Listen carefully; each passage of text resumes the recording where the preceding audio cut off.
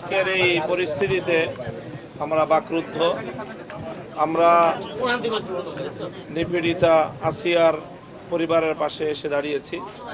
তার মা বারবার মূর্ছা যাচ্ছে এবং হুঁশ ফেরার পরে একই কথা তার মায়ের মুখে উচ্চারিত হচ্ছে যে অপরাধীদের দ্রুত সময়ের বিচার যেন হয়।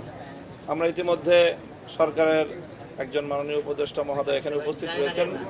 তিনি তার মাকে আশ্বস্ত করেছেন যে প্রয়োজনে আইন সংশোধন করে হলেও অতি স্বল্প সময়ের মধ্যে অপরাধীদের বিচার নিশ্চিত করা হবে।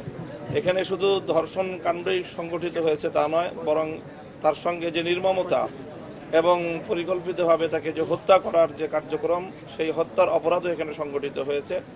কাজেই এই জায়গাটায় আমাদের আবেগ তো এটাই ছিল যে ধর্ষিতা নিহত আমাদের বোন আসিয়ার তার দাফন হওয়ার আগেই এই খুনি ধর্ষকদের বিচার কার্য সম্পন্ন হওয়া, এটাই ছিল আমাদের আবেগ।